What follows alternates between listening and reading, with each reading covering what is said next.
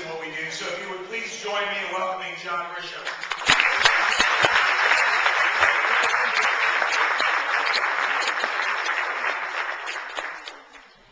Thanks, Alex, and thank all of you folks for being here, for buying tickets, and sponsorships, and writing checks, and helping to support this very important work. Alex and I have done several fundraisers over the years, not nearly as many as Alex would like, but we do them all the time now, and Alex always prepares a script. He's so organized. I get basically told what to say a few hours before I arrive at the venue. And then Alex proceeds to totally ignore the script, and so do I. So he's already said a lot of what I wanted to say. We're going to do a few things. We're going to hear from a couple of speakers.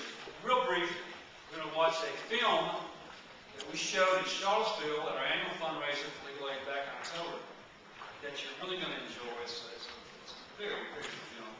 And then if you want to hang around and ask some questions, stuff like that, we'll be in the lobby. First, a few words about my involvement with legal aid and why I choose to get involved with something like this. This is not, a cause that's always easy to raise money for, because a lot of people don't understand legal aid. So I'll briefly tell you why. I've practiced law for 10 years. For all of you who have read The Firm, and I assume all of you have, but I will not ask for a show of hands, because I made that mistake one time and I vowed to never do it again. It may come as a shock to learn that I was not heavily recruited out of law school. No firm offered me a job. And I wasn't bothered by this because I wanted to go back to my hometown, a small town in Mississippi. And I did that. And I went back, I rented some office space about the size of this stage here. And I hung out my shingle and I declared myself ready to sue. I was like, the new gunslinger in town with no ammunition. And I almost starved to death. Obviously, my clients were not going to be, insurance companies, and banks, and corporations, and wealthy people. I realized quickly that my clients were going to be from the other side of the street, from the other side of the tracks, from where I came from. They were the working people. They were those who were indigent and accused of crimes.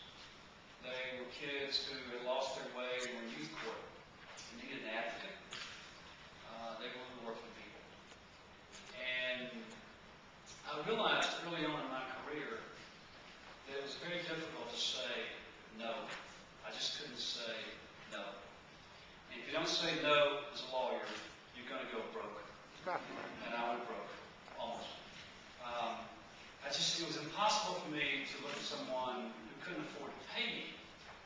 These were real people with real problems who had a real hard time paying a fee. And so I took a lot of them as pro bono. Let's just call it pro bono and forget about the money, and I'll do the best I can.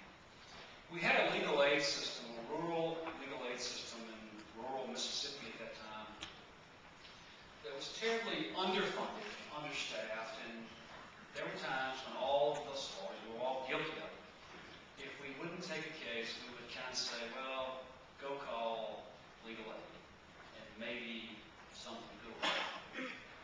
And almost always nothing happened. And the people who needed help didn't get the help. So I've always been aware of the importance of legal aid, especially a strong legal aid system. Now, for most of us in this room, if we have a dispute, if we have a right, if somebody steps on our rights as Americans, we're going to do something about it. Probably going to hire a lawyer. We may consider litigation. We may pay a big fee, depending on how mad we are. But we're not going to hesitate to go find good legal talent. That's just the way we are. That's the way that's in our DNA. That's what Americans believe. We have these rights and we're going to protect them. Imagine, though, someone who works all day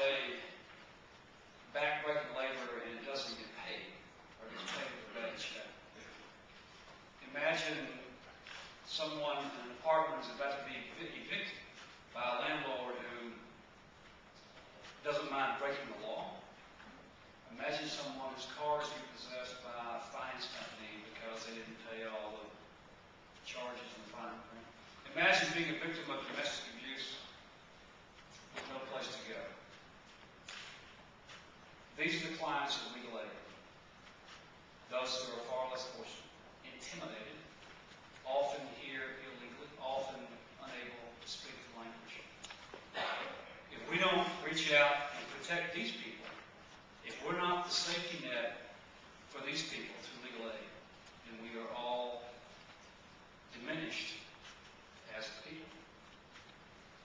And that's why I am involved with legal aid. We moved to Charlottesville about 15 years ago, and before long I met Alex Goliath. Alex has a radar. He can always find the people who can write checks, or the people who can, the people who's very passionate about his issues. And I got involved with legal aid in Charlottesville, and we do fundraisers every year, and we do fundraisers like this.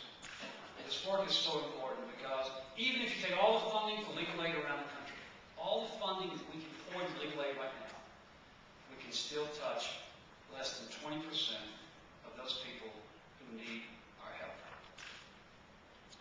So with that in mind, again, I thank you for being here, and I thank you for writing checks. What's next?